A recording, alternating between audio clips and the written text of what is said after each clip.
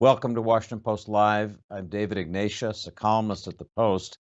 As the world continues to watch the brutal invasion by Russia of Ukraine and the resilience of the Ukrainian people, I'm pleased this morning to welcome to Washington Post Live my guest, an important leader in Europe, the Lithuanian Prime Minister, Ingrida Simonyte. Prime Minister, thank you so much for joining us this morning. Hello, thank you for having me on this show. So I want to begin by asking you, Madam Prime Minister, what your latest information is from the Ukrainian battlefield and whether you think Kiev can hold out much longer. Well, Ukrainians are fighting like lions, and I think this is the true spirit of people who fight for their land, because contrary to Russian troops who are trying to occupy the country, they are fighting for their land and their freedom. So their strength is unbelievable. I mean, I pray every day for them to hold on and to be able to combat this brutal aggression. But from what I get, I have constant contact with my colleague, Ukrainian Prime Minister Denis Shmyhal, and of course we also have quite a unique international coverage in this situation. We see that today, despite the sort of talks about the talks that are happening somewhere in Belarus, Russia is attacking Kharkiv with carpet bombing, meaning that they basically choose no targets. They are just carpet bombing the city, residential areas, places where there are no military buildings or no military infrastructure whatsoever, which only proves that everything they are telling about this spets operation, as they call it, is a complete lie. So, Madam Prime Minister, in your mind, given this continued assault on Kharkiv, does that mean that the diplomacy that's taking place in Belarus really has no meaning? And let me ask an additional question. Do you still see any diplomatic exit from this conflict that's possible? Well, you know, even when the war is ongoing, there is a chance for diplomacy. I mean, there is always a chance for diplomacy. The question is there a goodwill? So from what I've heard from Russian side and what I hear again today, they want to agree, or they want Ukraine to surrender, as a matter of fact, under the Russian conditions. And those conditions are this crazy demilitarization and even more crazy denazification, things that they sort of claim Ukraine is doing, running a Nazi state, which is a complete nonsense. And I've not heard anything more reasonable from the Russian side. I can fully understand Ukrainian government and Ukrainian president, because it's the civilian lives that are being lost. There is a couple of dozen of children that are killed, and we know that. And there was just a moment ago, there was a speech of Ukrainian ambassador to United Nations in the General Assembly, and he quite eloquently described the situation on the ground. So it's understandable that none of democratically elected government want its people to be killed. So they are doing whatever it takes to at least try to stop the war. But I have little trust in Russian intentions. Madam Prime Minister, President Putin over the weekend did something quite unusual, which was to place Russian nuclear forces, he said, on the highest state of alert. The Pentagon responded by saying that this was entirely unnecessary, but it's led some people to wonder about Putin's state of mind. You follow Putin so closely because you're a neighbor. I'm just curious about whether you have concerns about his isolation, his decision making. What's your thought as you looked at that declaration of the nuclear alert? Well, there are a couple of things I would like to mention. First and foremost, this is not the first time when he's putting this argument on the table. It happened before. Second, what is also important, I would say that You know, it's a typical question where people are asking, do you think he has a sane mind? Well, I'm just an economist, you know, I'm not a psychiatrist, so I do not have any competence in judging whether this is a proof of some mental disorder. But what I can imagine is happening, I think he has a very limited information of what is actually happening on the ground, because he made a couple of very big miscalculation in this operation. First, miscalculation was about the reaction from the Western democracies. He definitely was counting and was betting that if even there will be a unity, then this unity will be in prayers and words, not in deeds. And he miscalculated. And the second one, he was miscalculating the reaction of Ukrainian people. I'm pretty sure that somebody misled him by telling that, you know, you will see crowds of people meeting Russian soldiers on the train stations with red flowers. And this is not happening. And the Ukrainian people are fighting like hell, and they will be fighting. And I think this was, this of course brings a question, what is the information that he bases his decisions on? So that's a fascinating response. You're describing a Russian president who is isolated in terms of the information he receives and who's making judgments that simply don't match reality, if I'm understanding you right. Yeah, because what he's saying, well, there is a big question. Can a person realistically tell such a nonsense, you know, not believing in it? So most probably he believes in it. But to believe in things that he's saying, you actually have to have a very limited information to make a judgment like that. So there is a, you know, an information, or one might say rumors, that are coming from Russia, that he is spending most of his time in bunker.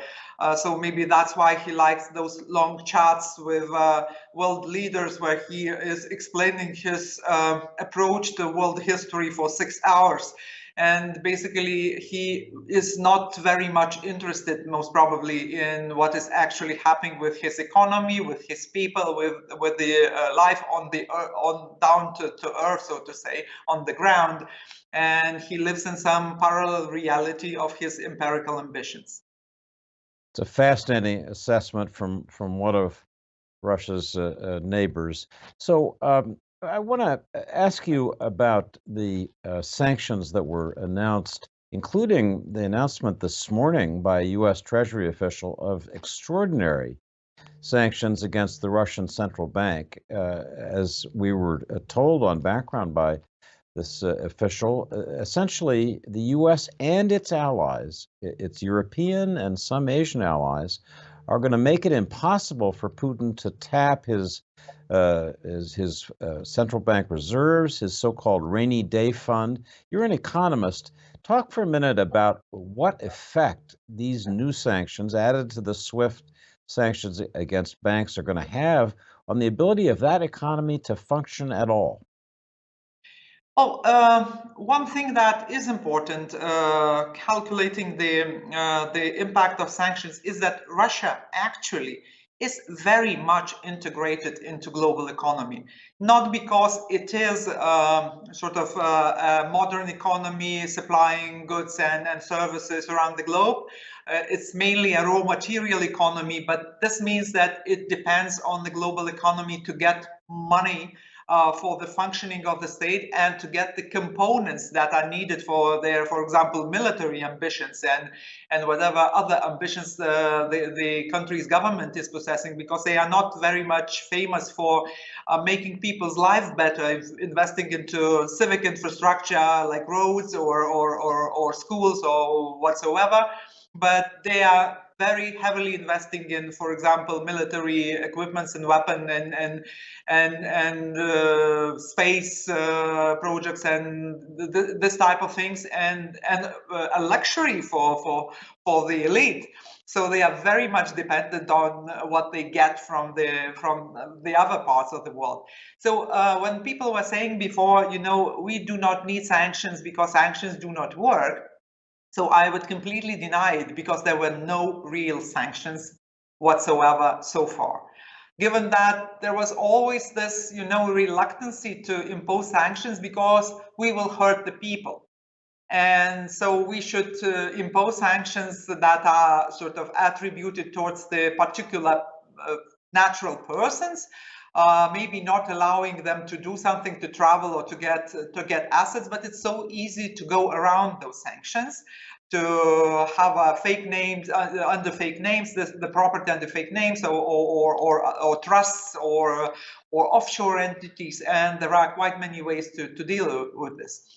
So basically, there were no sanctions. And the other thing was that it was not coordinated between, for example, European Union and United States, or United Kingdom for that matter, that was quite known for quite a long time for their attraction of Russian money. And many Russian oligarchs and also government cronies were having their apartment buildings in UK. So I think now it's a very serious reaction, and it is very well coordinated among the major jurisdictions. But you see that quite many jurisdictions that do not belong to European Union, for example, and are, for example, in Indo-Pacific, or other places of the world, are also joining, meaning that there is a sort of unified accord that something what happened on last Thursday, is so such a big tragedy and such a bad development that basically there is no debate about it. So what does that mean? What happens? It means that basically Russian government or central bank will have a very tough work. I don't think it is doable to sustain the ruble. We see that the prices of assets of Russian companies are tumbling down on world stock exchanges, and I don't know if Moscow has opened its own stock exchange, but I presume that they did not dare to do it. So basically, this is very painful. And well, we assume that this will hurt people, same as travel ban will hurt people. But I'm sorry, I don't think there is a way to impose real sanctions and not to hurt people, because this war is fought also in their name. So that's a powerful assessment of the sanctions. As I heard you speaking, it sounds like any meaningful functioning of the Russian economy, at least connected to the outside world, will be impossible now. I need to ask you, Lithuania over the years has been a place where some Russians did their banking. It's an obvious place to try to evade the sanctions. What are you going to do to try to crack down in Lithuania to make sure that you're not a place where money and trade leak back and forth? Well, as a matter of fact, I would say that this the fraction of trading with non-residents in our country was very low and substantially lower than in our neighboring countries. We had a couple of national banks, not in meaning of central bank, but the banks that were not owned by foreign investors, and those went bankrupt 10 and 7 years ago. So we had to shut them down because of also dealings with non-residents. So I would say that this will not pose any risks to our banking system, since it's not exposed to Russian business, and the level of anti-money laundering provisions and prevention is very high now from the times where there were those unpleasant stories about some of oligarchs using also Baltic banking system for their wrongdoing. So we've been vocal advocates for sanctions for so many years, so there will be no second thoughts about implementing them. So, Madam Prime Minister, let me ask you to assess the effect that this war, the sanctions, the shock of the war is having on the Russian people. We're seeing news about Russians in the streets, not hundreds of thousands, but thousands, and in cities across Russia. Do you think this is going to grow into a movement that's powerful enough to really challenge Putin's policy? Well, I hope so, because even in a crazy regime, in a crazy brutal regime like Putin's or Lukashenko, it's not possible to jail everyone. It's simply physically not possible. So I think what is happening now is somewhat price Russian people are playing for complacency that was there during the last maybe 10 years, where this crackdown on the civil society was stronger and stronger, when Navalny was put to jail for completely fake accusations, where there were fake elections and rigged results, and the number of people who poured to streets were decreasing each and every time. I can understand, like personally, I can understand it because, well, there is this risk that you will be hurt, that you will be caught, that you will be questioned by militia. But it turned out to I think also for Putin, there was a good basis to think that basically people do not care. And he thought, especially after Crimea, when the support for this move, for this occupation of Crimean Peninsula was very wide in Russia, as a matter of fact, including the circles that are educated, well educated, that could be attributed to elite, a cultural elite or scientific or political. So this complacency is somewhat the reason why this crackdown on the society is so harsh during the last couple of years, because there's basically no non-profit organizations. They've been proclaimed either foreign agents or extremist organizations or whatsoever. They've been closed. Navalny was jailed, and there is basically limited options for the organization. And we know that there is also a censorship that is switched on now, because you are not supposed to use the word war in Russia. You will get a penalty for that, because it's not a war according to them. It's a special operation, a special peacekeeping operation, which is yet another Orwellic or Kafkian expression about what is actually happening. So yes, I feel deep pity for people who actually do not support this. And I feel deep respect for those who dare to pour to the street, although they know that they will be caught, they will be questioned, they maybe will be sentenced even for that. But if there will be no substantial numbers of people protesting against war, then I don't think that much can change. And Madam Prime Minister, are there ways in which we in the West, you in Lithuania, can help and encourage Russian people in challenging this terrible policy of unprovoked aggression by Putin? Look, there were, I would bet, a couple of 100,000 people who took to streets of Berlin yesterday. And it looks like, they say, Western people, they do not care much. It's only those Baltics who are very noisy about, about Kremlin because they are so close, so they maybe are over cautious or over alert. That was something we've been accused for so many years, and maybe even sometimes called paranoid. And now we see that, unfortunately, this is happening. So for the people who are in the center of the event, for the people in whose name this war is fought, I think it should be a strong encouragement for taking to the streets. But I'm afraid that the major driver most probably will be the economic situation, because we see that the effects on people might be quite substantial. And if that anger would help people to make up their mind, then that was worth it. So let me turn, Madam Prime Minister, to what's really the toughest question for you in Lithuania and for NATO, and that is, if Putin succeeds in Ukraine, and you'd have to guess, given the size of the Russian forces there, he will succeed at terrible cost. What's next? And people ask in particular whether Putin will next move to try to essentially take back the Baltics, reduce or eliminate your independence the way he's trying to destroy the independence of Ukraine. Tell me first how likely you think such a move is, and then I want to talk about what the West can do to help you prevent that. Well, there is a significant difference, of course, between us and Ukraine in a way that we are members of NATO and European Union.